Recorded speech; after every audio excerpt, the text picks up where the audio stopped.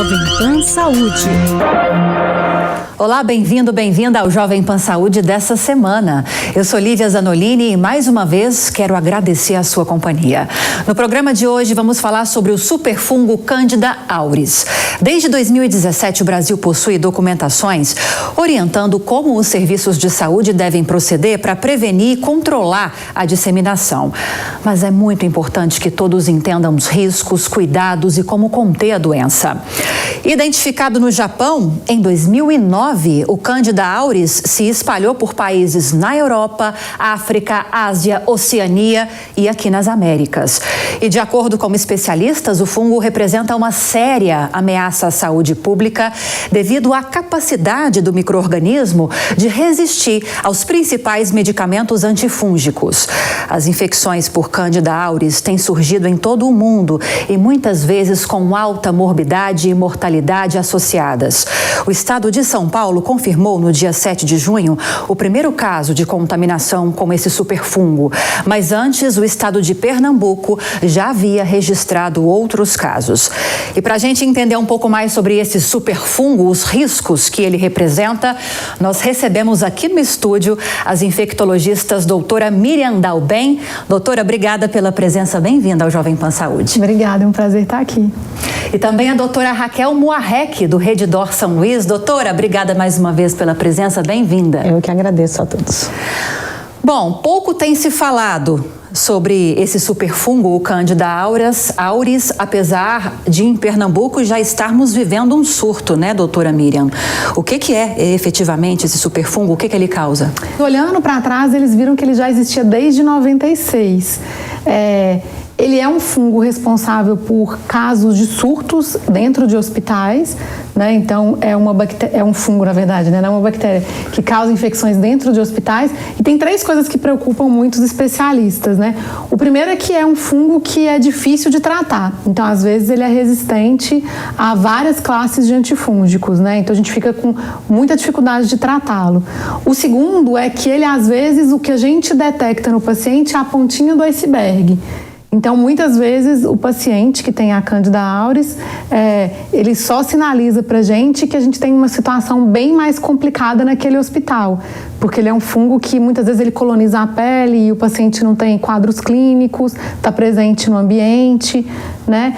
E o terceiro motivo é que, como a gente já viu aí na literatura, né, desde que ele foi descoberto, ele é um fungo capaz de causar grandes surtos e grandes estragos em diversos lugares, né? Aconteceu isso nos Estados Unidos, aconteceu isso já na Europa, a gente viu em Pernambuco, agora tem hospitais tanto particulares quanto agora um hospital, tanto hospitais públicos quanto um hospital particular agora com problemas com esse fungo. Inclusive, doutora Raquel, eu até já abri o programa de hoje falando que em alguns casos ele representa uma alta taxa de mortalidade. É grave assim? Ele pode ser grave assim? Em que situações? Então, como ele é um fungo que ele tem uma durabilidade no ambiente que pode chegar até quase um ano, porque o motivo dele ser um superfungo é que ele forma um biofilme, ele tem uma capacidade, uma crosta que ele segura nos ambientes externos, nos ambientes de alta durabilidade. E ele pode ser encontrado no ser humano, na região inguinal, na região nasal, na região maxilar, não causando infecção. O problema é quando há um dispositivo e isso invade um paciente que causa isso em corrente sanguínea, o caso grave. O que é importante dele? Por ele ser essa formação de biofilme, ele está nesse ambiente há mais de um ano, nós temos a dificuldade de fazer o isolamento característico dentro de hospitais. Então, não é porque a gente encontrou no estado de São Paulo que não possa ter em outros hospitais ou em outros locais. E falando, inclusive, desse caso aqui no estado de São Paulo, em Campinas, mais precisamente, um bebezinho. Vocês explicaram que esse fungo ele está presente no ambiente. Isso. E no ser humano em algumas regiões, naturalmente. O que pode ter acontecido com esse bebezinho para que nele houvesse essa infecção? Então, primeiro nós não sabemos como entrou dentro daquele hospital. Então, o motivo a primeira preocupação. do caminho que esse fungo chegou ou como ele conseguiu ser feito o seu diagnóstico é importante. Então, nós temos material na Anvisa que mostra como nós devemos fazer os diagnósticos diferenciais e a avaliação de colonização daquele hospital ou daquela região. Quando você tem um caso, você tem que fazer todo o rastreamento dentro daquele serviço, além dos cuidados individuais daquele leito, daquela criança, a cada 2, 3 horas, com concorrente, com limpeza e retirada de tudo quanto é material. Você perguntou por que é grave. Então, nós isolamos e se ele tiver algum dispositivo para alimentação, para medicação, é o que é o mais grave, porque a hora que ele entra na corrente sanguínea é a dificuldade do tratamento. Então, nós temos 3 tipos de gravidade desse Candida auris. Ele pode ser leve, quando ele é resistente a uma classe dos antifúngicos. Ele é moderado quando ele pega uma outra classe maior. E ele é muito mais grave quando ele pega a principal classe de tratamento. Nós temos uma resistência dele que chega a mais de 90% em toda a classe dos tratamentos antifúngicos. Esse é o motivo. Alta resistência, presença no ambiente de alta permanência e a gravidade de que ele pode fazer resistência até na vigência do tratamento. Com base nessas explicações, inclusive, doutora Miriam, imagino que esse bebezinho nem possa amamentar por enquanto na mãe, porque se ele for amamentar direto na mãe, houver algum machucadinho, a mãe corre algum risco também de... Não. Então, na verdade, pra gente não criar pânico, assim, né, tem 2 coisas importantes. A primeira, que a Cândida, né, que é o fungo, são fungos que todo mundo tem no corpo naturalmente. Esse que é a Candida auris não é tão comum das pessoas terem, né? Mas os dados, os estudos todos que foram feitos, né, principalmente nos Estados Unidos e alguns na Europa, eles mostram que a população que é mais vulnerável a ter infecções e infecções graves por esse fungo são pessoas que já têm um sistema imune comprometido, né? Então as defesas do corpo não estão muito boas, ou que tem algum tipo de invasão no corpo. Então pacientes que têm catéteres, aqueles tubos para ajudar a respirar, feridas na pele, né?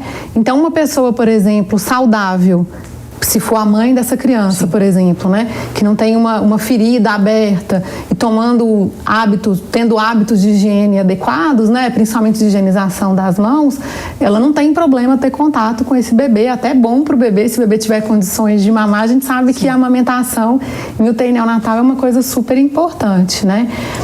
Uma coisa que a gente esqueceu de falar é que o fungo Candida auris, ele é um fungo difícil de identificar. Então, para o laboratório conseguir chegar à conclusão de que aquele fungo ali é o Candida auris, ele precisa ter alguns recursos de diagnóstico mais modernos dentro do laboratório ou atualizados, né? Então, quando você fala assim, como é que esse fungo chegou nesse bebezinho lá em Campinas? Muito provavelmente, esse fungo, como a Raquel falou muito bem, né? Ele já deve estar por ali, já devia estar naquele hospital, ou em hospitais próximos, enfim, já devia estar aqui na região de São Paulo, né? E a gente, por algum motivo, não conseguiu identificar, ou porque chegou por hospitais que não tinham tantos recursos, né? Então, assim, desde o começo, quando esse fungo causou o primeiro surto, por exemplo, nos Estados Unidos, há mais de 5 anos atrás, os sistemas dos laboratórios, né, que fazem os testes, diagnóstico e tal, eles foram se aprimorando para conseguir identificar esse fungo, que é a Candida auris. Mas a gente sabe que na realidade brasileira, né, a gente tem dados aí até da Anvisa, boa parte dos hospitais brasileiros ainda tem condições precárias para identificar esse fungo. Então, às vezes, ele pode estar presente em outros estados, em outros hospitais. A gente acha que ele está só em Pernambuco e agora aqui em São Paulo, e ele já é uma realidade de vários centros brasileiros. É preciso que haja essa tecnologia, essa preparação dos hospitais e dos laboratórios para detectarem a presença, mas o exame é sanguíneo, é exame de sangue ou não? Não, é o exame da amostra. Então, por exemplo, se o paciente tem uma ferida abdominal, sim, pode crescer ali naquele pus abdominal, no sangue, como a Raquel falou. Depende de outro lugar que ele foi muito identificado, e os primeiros casos, por isso que ele recebeu esse nome de auris, né, que é de orelha, foi no conduto auditivo, né? A Anvisa já vem fazendo um trabalho super bacana, o pessoal da Anvisa, de treinamento em diversas regiões no Brasil, né? Fizeram simpósios, treinamentos, por exemplo, em Pernambuco, né, que é o local que a gente está mais preocupado agora. Então já há esse trabalho da Anvisa de tentar capacitar os estados brasileiros no sentido de aprenderem a identificar esse fungo e lidar com esse fungo.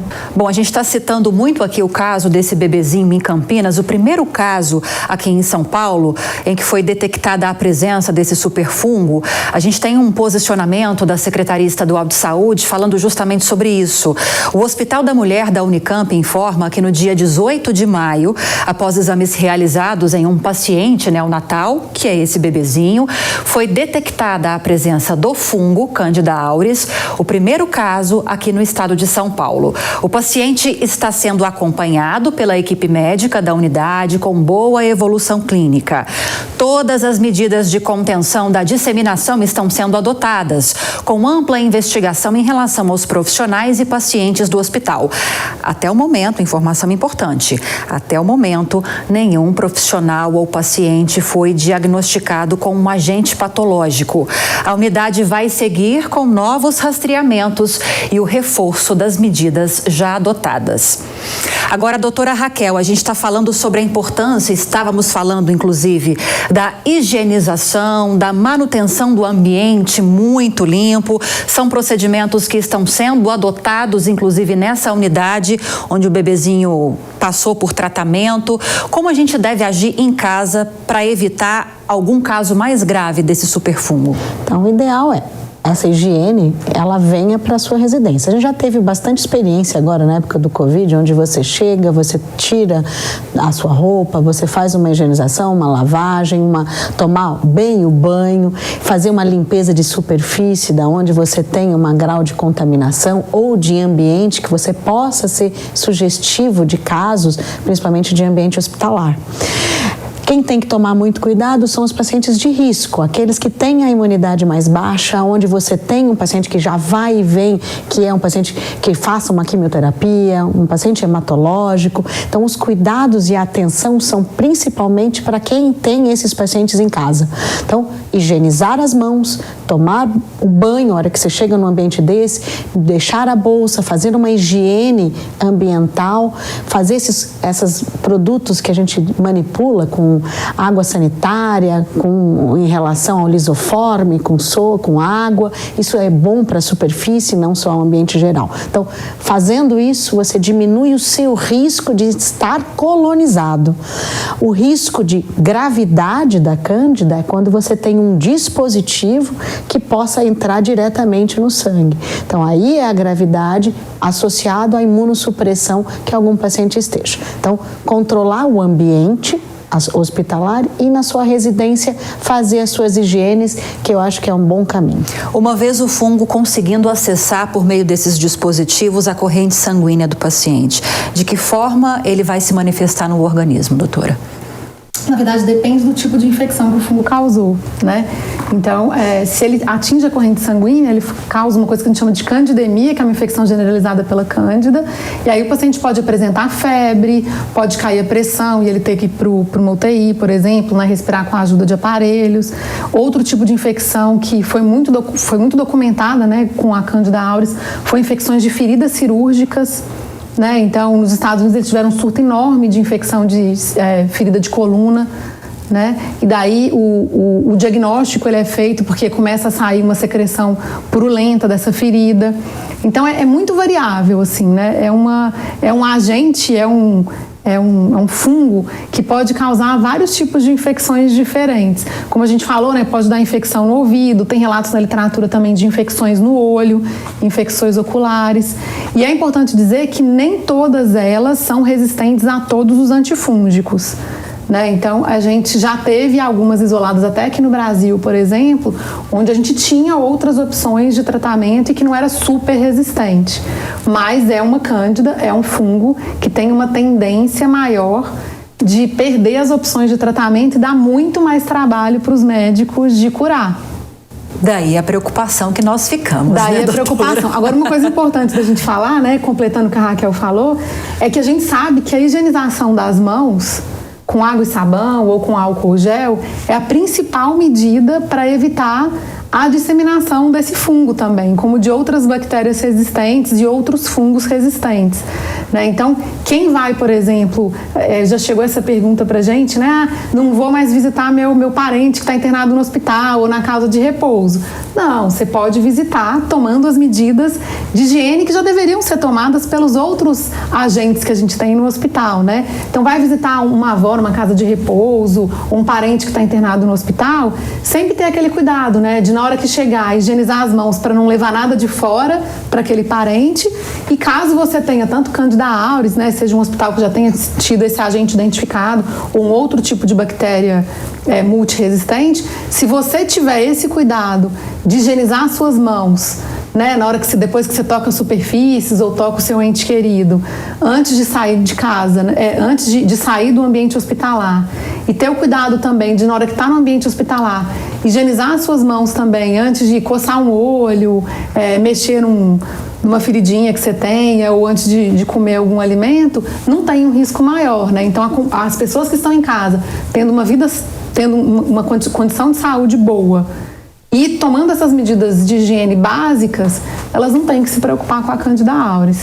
Eu quero só pedir licença rapidinho para vocês, doutoras, porque a gente, quando chega mais ou menos na metade do programa, eu gosto de dar as boas-vindas para quem está chegando agora ao Jovem Pan Saúde. Hoje estamos falando sobre o superfungo Candida auris, que foi detectado aqui no estado de São Paulo. Já existem muitos casos em Pernambuco, mas agora esses casos seguem avançando e houve então a detecção desse caso aqui em São Paulo. Para nos esclarecer sobre o risco que estamos enfrentando diante dessa possibilidade de talvez haver mais infecções, recebemos aqui no estúdio as infectologistas doutora Raquel Moarec e doutora Miriam Dalben. Agradeço mais uma vez a presença de vocês aqui comigo.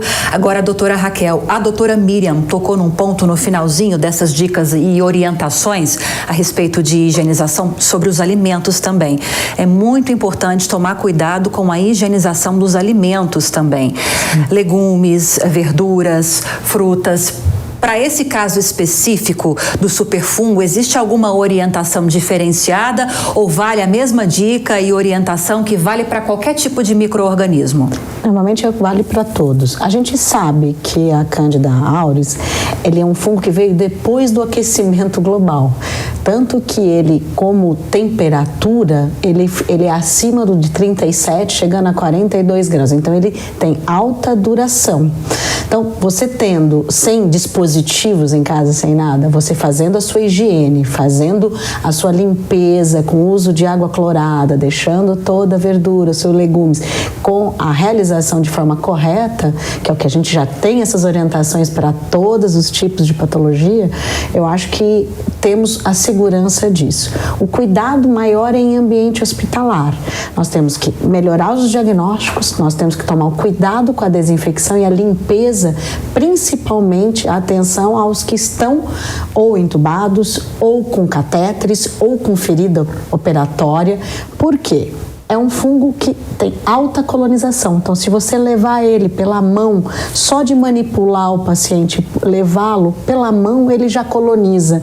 E ele tem áreas quentes que ele duram, principalmente no paciente mesmo febril, ele vai durar, ele tem uma temperatura muito alta para sua permanência. Então, ele tem biofilme e coloniza principalmente os pacientes que estão imunossuprimidos. Então, a maior atenção que a gente tem que dar é tentar o diagnóstico e, se possível, fazer isso homogêneo em todos os hospitais, programar uma limpeza que a gente fala concorrente a cada troca de equipe que vai tomar conta do paciente, fazer uma limpeza de tempo integral nesses casos e pontuar os de maior risco, ou que possam apresentar maior gravidade, e com isso fazer a maior atenção nesses pacientes. A gente estava falando aqui desde o início, e aqui doutora Miriam, doutora Raquel também, que o surgimento, ou pelo menos a identificação desse superfungo foi no Japão, em 2009, me parece que aqui no Brasil ele chegou em 2020, né, em 2020. E aqui em São Paulo, mais recentemente, falando do caso desse bebezinho, sobre o qual a gente se debruçou bastante. Agora, doutora Raquel, por que existe alguma explicação para em Pernambuco haver um surto? da doença? É a atenção nesses cuidados de concorrente, terminal, das limpezas e o rastreamento que essas pessoas precisam ter na sua higienização para manipular esses pacientes. Como ele é altamente colonizado, quando ele é altamente com materiais que você tem que usar nesses pacientes, a possibilidade de contaminação desse material é alta. Não tem nada a ver com a região. Não tem nada a ver com a região. A temperatura elevada, quer dizer que esse fungo ele tem uma durabilidade maior na temperatura, mas não quer dizer que Pernambuco é mais. Os Estados Unidos foram regiões que tinham temperaturas baixas. Ele forma uma defesa. O fungo, como qualquer bactéria, vírus, ele vai se adaptando na sua tentativa de sobrevida e com isso ele causa o dano às pessoas que estão mais imunossuprimidas. Doutora Miriam, a gente fica muito alarmado, né? Desde a pandemia, todas as vezes que a gente fala sobre algum micro-organismo que surge, que causa algum tipo de infecção, por mais que vocês nos tranquilizem a respeito disso, a população fica preocupada. Parece que a gente está vivendo aquela preocupação e aquele desespero, o desconhecimento muito latente na gente. Mas no caso das crianças, por exemplo, a gente está falando sobre essas dicas de higienização. É difícil controlar uma criança na escola. Vai colocar a mãozinha no chão, vai pôr a mãozinha na boca. O negócio, então, são os pais e educadores orientarem essas crianças. Não tem como fugir disso. E pelo fato, a criança, por exemplo, que é saudável, está com a imunidade em dia, de certa forma ela está protegida, então. Só para a gente ficar um pouco mais tranquilos, doutora. Quando surgiu os surtos grandes assim de Candida auris, por exemplo, nos Estados Unidos lá em 2018, né, 2019, a comunidade no geral ficou com muito medo também, né? E isso eu acho que, em termos de saúde pública, é super importante a gente pontuar para as pessoas, que é um fungo preocupante, né? Ele é preocupante porque, como a gente disse, ele pode estar presente no hospital e o hospital nem saber que tem o fungo por ali, porque ele é difícil de identificar, mas que ele é uma ameaça para pessoas que estão com a saúde debilitada ou que tem alguma porta de entrada ali no seu corpo, né? Que é uma cirurgia, como a gente falou, um catéter, né? Criança se machuca muito. Qualquer ferimento pode ser uma porta de entrada ou não? Não, muito provavelmente não. Essa era a minha dúvida. Então, assim, até hoje, né? Todos os relatos que a gente tem, todos os trabalhos que a gente tem são de pessoas que desenvolveram infecção pela Candida auris a partir de algum contato que essa pessoa teve ou algum procedimento invasivo dentro do ambiente hospitalar. Então, a criança que está ali na escola, saudável, foi brincar no parquinho, ralou o joelho, é o pai e a mãe fazerem o beabá mesmo, né? Lavar ali com água e sabão, cuidar daquele joelhinho, garantir que a criança está com a vacinação em dia, né? Porque machucou o joelhinho, tem a vacinação de tétano, mas a gente não precisa ficar super alarmado com a Candida auris nesse tipo de situação, né? Então, na verdade, ele é um fungo que a gente classifica como um micro-organismo emergente, é o nome complicado que a Organização Mundial de Saúde deu para ele, mas que a gente, né, eu, Raquel, aqui que trabalhamos em hospital, a gente fica com a antena ligada, né? A gente tem que estar super atento a ele, quem trabalha em laboratório tem que ficar super atento a ele, né? Mas é uma preocupação maior para ambientes hospitalares e outros ambientes também onde a gente viu que esse fungo causou problema, né? Principalmente nos Estados Unidos, foi unidades de pessoas de longa permanência, de pessoas idosas, né? Que a gente chama aqui no Brasil de asilos, né? A gente não tem é um pouquinho diferente nos Estados Unidos, mas seriam os asilos, né? Onde você tem muitas pessoas adoecidas também, que estão mais vulneráveis. Mas acho que a gente tem que tomar cuidado para não criar um pânico assim na população, né? Existem até já filmes, eu não vou citar nomes aqui, doutora Raquel, que alertam para o perigo dos fungos. Alguns desses filmes que eu já assisti falam que a próxima grande ameaça pro mundo vai vir de um fungo. Porque uma vez esse surto já instalado, eu estou só reproduzindo, doutores. Uma vez esse fungo instalado, o surto já instalado, a pandemia já instalada, seria o fim da humanidade. Então, por favor, doutora, diga que isso é tudo mentira, que isso é coisa de filme. Isso tudo é coisa de filme, mas o que é importante, seja um fungo de alta gravidade, que nem nós estávamos falando no início, ela tem uma morbidade e uma letalidade. Quem causa a pandemia não mata. muito, vamos dizer assim. Porque se você mata tudo que você está hospedando, então você não vai sobreviver para pegar outra pessoa. Então, o filme ele não é condizente com realidade, porque quando ele mata o próprio hospedeiro, ele não vai oferecer gravidade para um próximo. Tá? Então, é um fungo altamente grave no sentido de causar letalidade para quem ele está. Então, ele tem uma baixa transmissão de gravidade interhumana, vamos dizer assim. Mas importante é o que leva. Então, nós, carreadores, é que precisamos ter os cuidados com a higienização.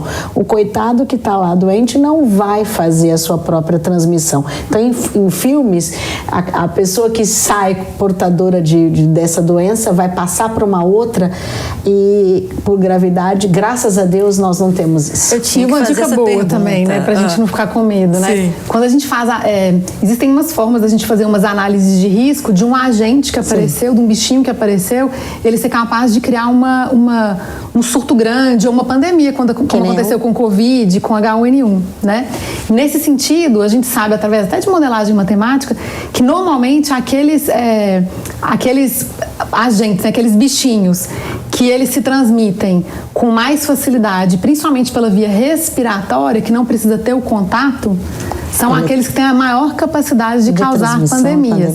No caso da Candida auris e dos fungos, até o momento, né, você precisa desse contato mais próximo. Não é igual um Covid, por exemplo, que eu, Raquel, você aqui na sala, se uma de nós estiver transmitindo Covid, grande chance de nós todas pegarmos e mais até 18 pessoas que estiverem aqui na sala. Então o vírus continua sendo uma ameaça maior.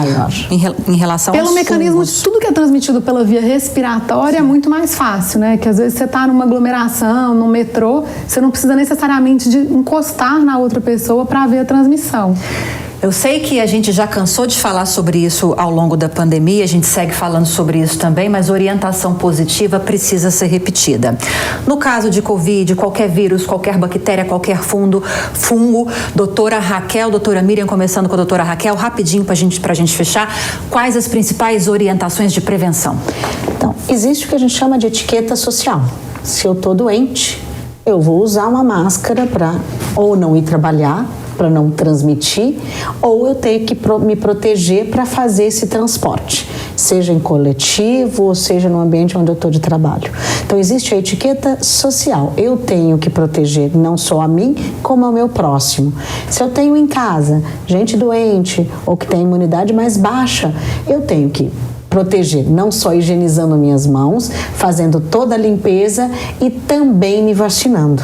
Então eu preciso estar com a imunidade adequada, eu tenho que estar pensando no próximo, usando uma máscara quando necessário e usando a sua minha higienização e minha limpeza para evitar minha transmissão interdomiciliar e fora no meu trabalho. Acho que a doutora Raquel já falou tudo, mas tem alguma coisa para complementar, doutora Miriam? Eu acho que a Raquel falou perfeitamente tudo, né? Acho que a gente só poderia reforçar a questão da higienização das mãos, que é um hábito que o brasileiro não tinha muito, aprendeu mais e adquiriu, né? Aprendeu a usar o álcool gel e tal, que é uma maneira prática de levar no bolso, e que a gente sabe que, junto com as vacinas, né, que a Raquel já falou, a higienização das mãos é uma das estratégias de maior sucesso, assim, em termos de saúde pública na história da medicina, na prevenção da transmissão de doenças.